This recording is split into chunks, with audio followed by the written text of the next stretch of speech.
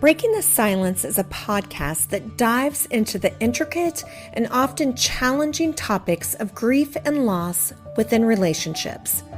Through insightful discussions, the podcast aims to explore how pain can be transformed into purpose, leading to healing and growth.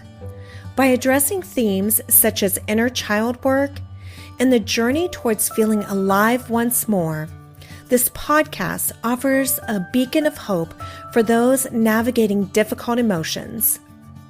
Ultimately, Breaking the Silence aims to guide listeners towards moving forward and embracing all the blessings that life has in store as they embark on a journey of self-discovery and spiritual fulfillment. I'm your guide through this journey, Renee Wallace, and I invite you to join me as we break the silence surrounding grief and loss, transforming pain into purpose and finding hope in the healing power of storytelling. Hello, my beautiful friends. I am so happy you're here with me. This is Renee Wallace with Breaking the Silence. And today, we're going to talk about Bryant, and this is the second part of his story. So if you have not listened to the first part, you're going to want to go back and do that so that you sort of know what had transpired in the first 2.5 years that led up to this episode and this part of his story. Get cozy. Get some tissues. I don't know. Maybe you'll need them.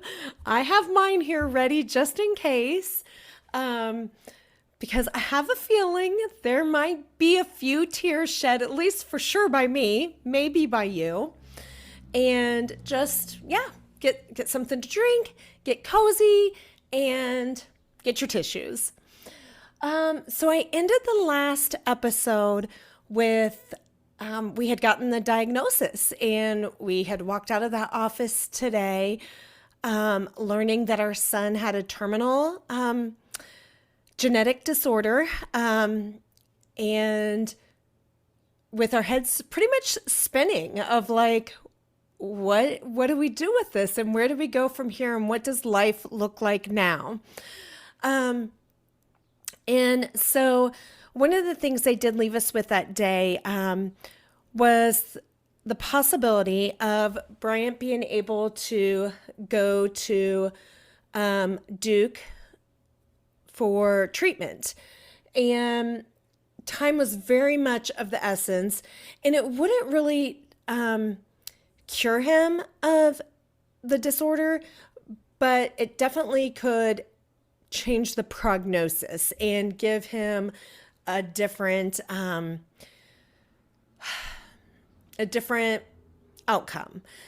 I'm not going to go into all of that just because maybe that's a story for another time, or you're more than welcome to ask me questions about that, and I'm happy to answer them, but I don't want to spend a lot of time on that part. I will say we were absolutely like, okay, what do we need to do? And I think I already said time was of the essence, in that every single day that passed, the disease was progressing. And once it got to a certain point, it really became a matter of quality of life versus quantity. And so I immediately got in contact with them at Duke and the doctor there and his team. And I mean, they realize like how imperative it is to like move very quickly. I believe they called me back that same day that we got the diagnosis. And they told me everything I needed to do, like needed to get videos of him doing different things and all this stuff. And I think that when you're in the day-to-day of it all, you don't catch it as much. Like, it's sort of like when you're losing weight, right?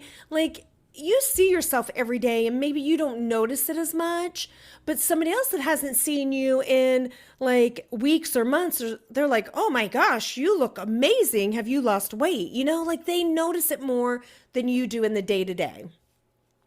So things that I guess I didn't didn't really stand out to me until I started doing all the recordings of what they asked, like video of him eating his food and all the different things, like just even him playing and different things like that. And so then when I'm looking at those videos, I started to see what they seen. Well, I could see it like, but didn't want to see it. Maybe that was it too.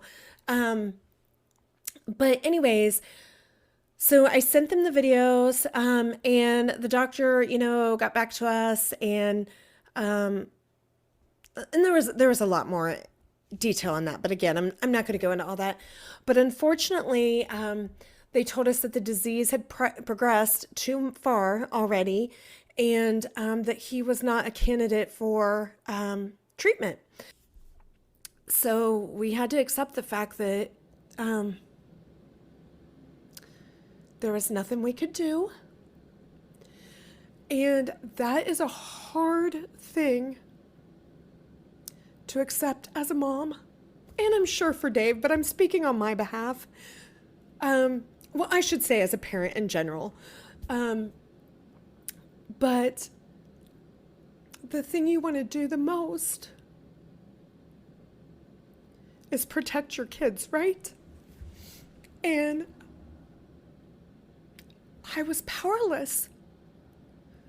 Like, I could do nothing to stop this disease or to do anything to make it better. I could not fix it for Bryant. And actually, and I guess I should sort of back up a little bit, because even before, like, we had talked to the doctor, and all that stuff, but we also had to sit down and tell our kids.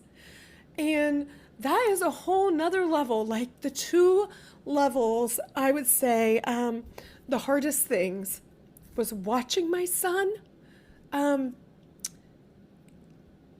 suffer and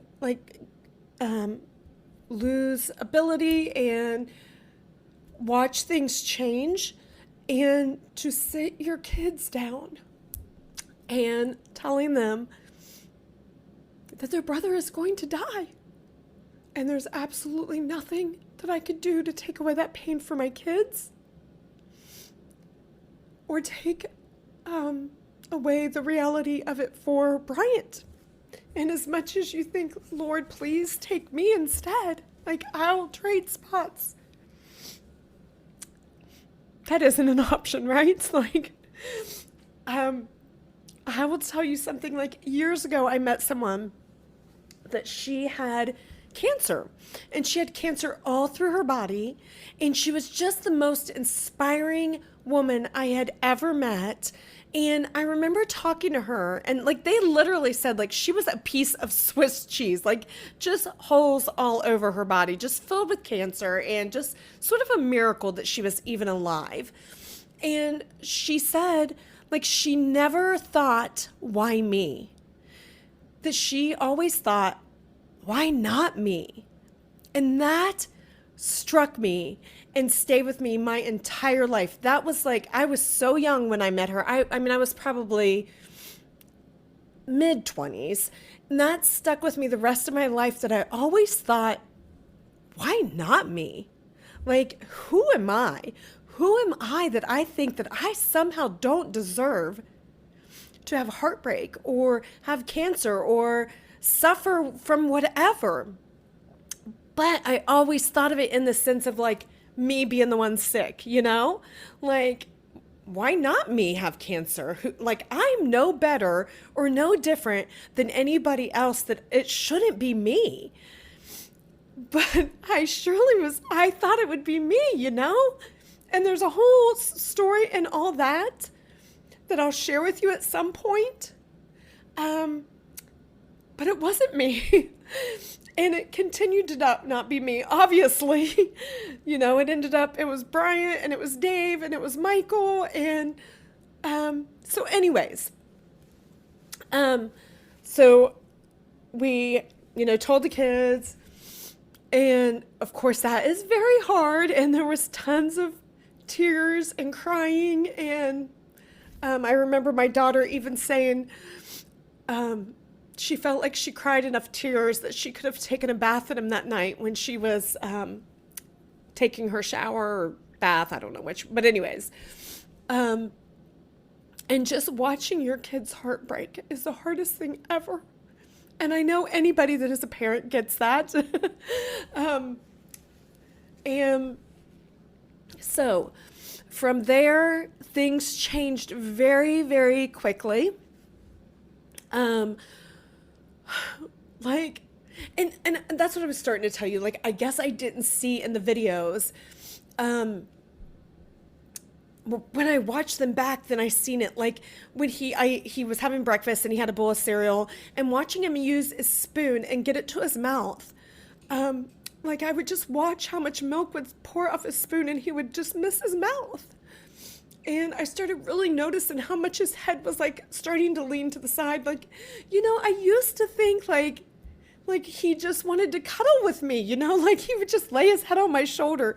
And, you would think that, right? Like you would think, oh my gosh, what a sweet baby. Like he just wants to love on mama or whatever, just cuddling. But it was that he was starting to have trouble supporting his head. And so when I say that they told us that he would lose all abilities, I mean that he would basically go back to infant state. Like he would lose the ability to talk, the ability to eat, everything. He could go blind and deaf. Like he would lose all ability. Even just to sit up on the couch. And so watching those videos, I started to really see it. Like even like him still being able to sort of sit in the chair and play at his kitchen center, but not really having the strength to like really stand anymore. So I'd have to put a little Tykes chair there for him to sit and play at the kitchen center. But even seeing how he was playing, it was like watching the videos, it was becoming very obvious. And then within like 2 weeks, like everything had changed. He could no longer pull himself up in his crib. He could no longer, he lost the ability to talk. And just everything, like, it really felt like overnight, everything changed. And it wasn't literally overnight, but it was like within a couple weeks. And you're just left with your head spinning nonstop. Like, you feel like you just grabbed a hold of one piece of it and the next thing was happening. So like we grabbed a hold of cerebral palsy and we processed that, and then they're like, nope, that's not it. It is this genetic disorder that he will die from. And you grab a hold of that and you're trying to process that, and you're trying to like tell your kids and learn that there's no options of Duke, and things were just changing nonstop. It was really like we couldn't get our bearings, basically. Like we were just on to the next thing.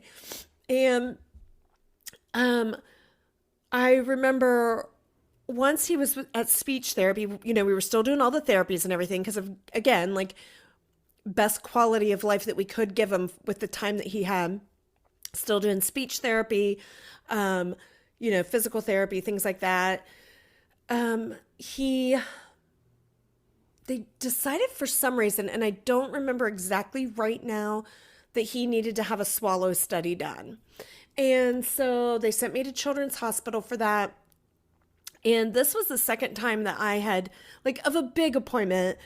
I normally did all the doctor's appointments pretty much by myself, just the way Dave's work schedule was. He was home sleeping. If I thought it was just a normal doctor's appointment, like he works third shift, so he would be sleeping during the day, and I would just do the doctor's appointments. So I went to do the swallow study, not really thinking it was going to be any big deal. And they told me that day that he could no longer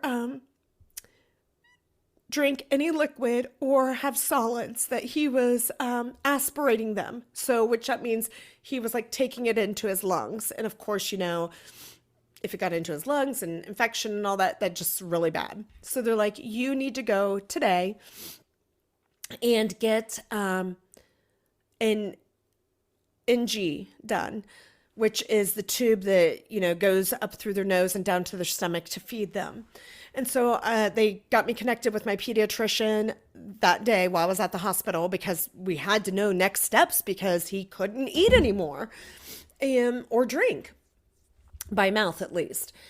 And so my pediatrician told me to come to the office and that they would put it in. And so I came home and I got Dave and we went and did that. And that was another big one. Like I got a crash course in becoming a nurse basically overnight because everything was just changing so fast. And so here you are, like 1 minute, your baby is eating regular food and drinking. And the next minute you're at a pediatrician's office getting an NG tube put in his nose, like down to his stomach, and learning how to operate the pump to now feed him. And you're just, again, like, I know I already said this, but you're just like, how do I process you didn't even have time to process the one thing and you were on to the next. So, learned how to do, and then, so he had the NG. We knew it was going to end up being a permanent thing. Like, if somebody's just going to be doing it temporarily, then of course they'll just leave it in NG and take it out. But we knew that this was going to be an ongoing thing. So he had to have a surgery to actually put his G tube into his stomach so that we could feed him through his stomach and, it wouldn't be in his nose because, it was taped to the side of his face and stuff, but sometimes he could grab a hold of it and like, if he'd get a hold of it and completely pull it out, we would have to go back and have them put it back in. And like, I did not want to put him through that again. So they scheduled a surgery. And one thing with, that tends to be with this, when you're put under, that every time you're put under, there's like a regression. So you lose more of whatever your baseline is, whatever their baseline is, they regress even further. So they knew enough to like, hey, or I advocated for that, I guess I should say. I don't know that the doctors knew that much because it's not a super common disorder. And so I was having to educate a lot of the doctors when we would go for different things. They had never even heard about MLD. So you truly do become your child's advocate and fighting for them. And here's what needs to happen. And their voice, just fighting for what they need and the resources and educating the doctors and being willing to say, because the doctors don't know, being willing to say, no, that's not going to work. Like, we need to schedule all these procedures at one time because we want to put him under as little as possible. So they ended up they put the G tube in, and I can't remember right now what else they ended up doing that day. Really, from there, everything just changed a lot. He started to lose his hearing, and I would beg God, like, please don't take everything. Like, he already couldn't crawl. He could no longer, like, just imagine how scary that would be for us as grown adults to one day just not be able to talk, to not be able to be mobile at all, to be fully dependent on somebody else, to have these thoughts in your head, but not be able to do anything with them, literally feeling like you're trapped in your body, which is what he was. He was literally trapped in his body. He had the beautiful smile, like such a beautiful smile. And in the midst of all of it and how hard it was and the pain, that he had to go through, he just never lost that smile. Like, it was that's why I say he taught me so much. Like, he just smiled no matter what. I mean, yes, he would cry, but he just smiled. He just always had this smile. And um, so, um, goodness, some of the things that changed. The G tube, he started to lose his hearing. We had to get hearing aids for him. I begged God, please, please do not let him go blind and deaf. Like, I could not bear the thought of my baby not being able to see or hear me, of everything else, and being so scared and confused. I just could not even handle the thought of that.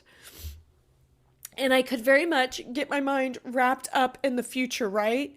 And all the things that could happen. And I continually had to remind myself that I had to stay in the present.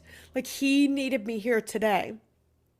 And, you know, there was so much to caring for him in the day to day that I can't control the future anyways. So me worrying about it wasn't going to change it one bit.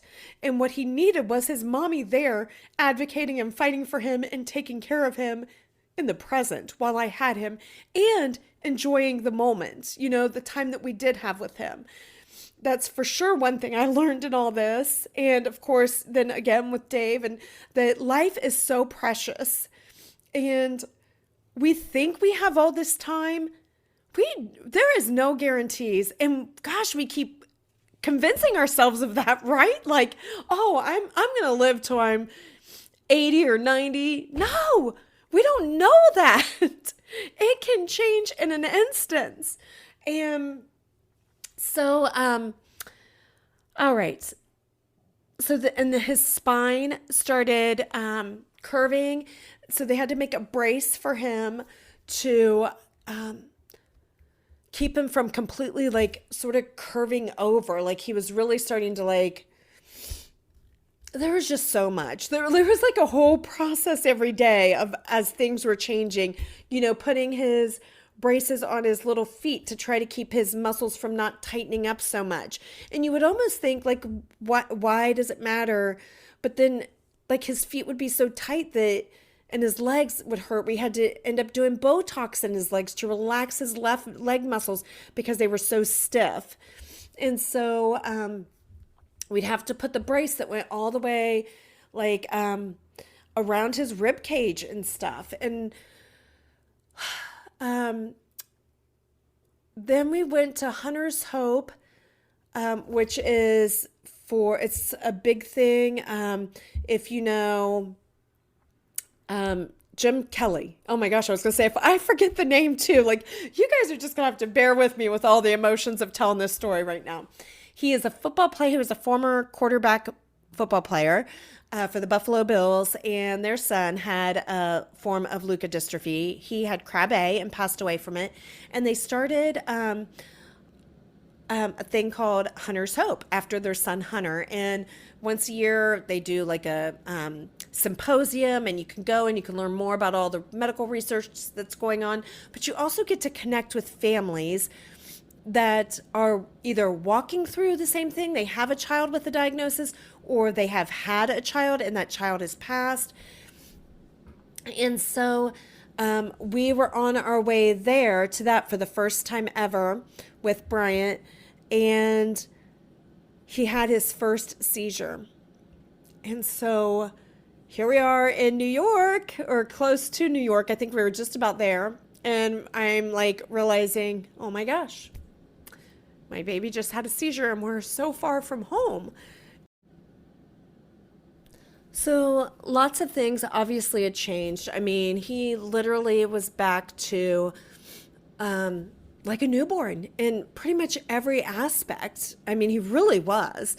But on top of that, not only just a newborn, but then with lots of special needs and like lots of medical equipment. Like, he had this shaker vest, like we would call it a shaky vest, that you put around his rib cage again, and to just shake everything, shake his body to keep his lungs like, so that they didn't get all gunky in there and like sort of stiffen up and all that. And so just really keeping everything moving within his lungs to keep him healthy.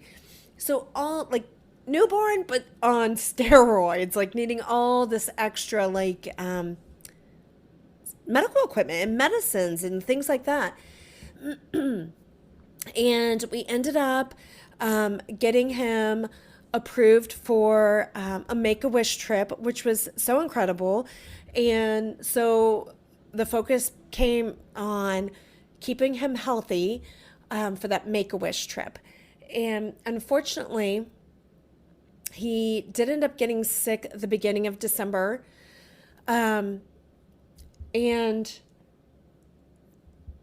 Dave was with him that night. We were doing shifts because he was sick, and so Dave had told me to go sleep, and Dave was with him, and Dave finally woke me up in the morning and was like, I think we need to go to the hospital, Renee. And so I looked at Bryant, and he was definitely in distress. He was really struggling to breathe.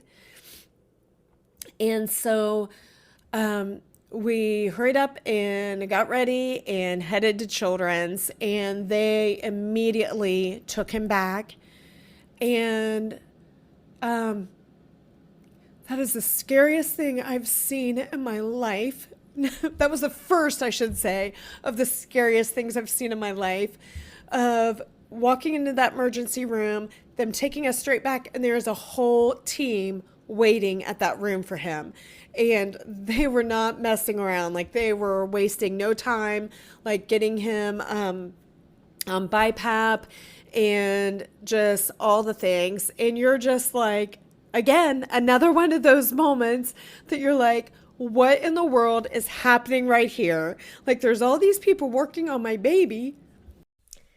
And I think in that moment you realize, like, as I was watching them all work on him and as I'm just watching him work so hard to breathe, how serious it actually was. I was very scared even when we were driving to the hospital, but you just really realize the magnitude of it all. I think when you finally are able to step back, like, they're taking care of the baby, because when it's your baby and you're in the midst of it, you're focused on taking care of your baby, right?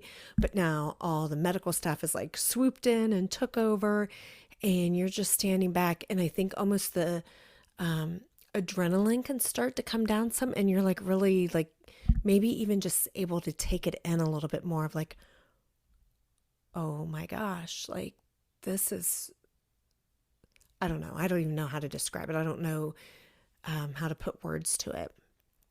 But I am going to end this here. I was hoping I could share his whole story in 2 episodes, but it looks like it's going to be a third.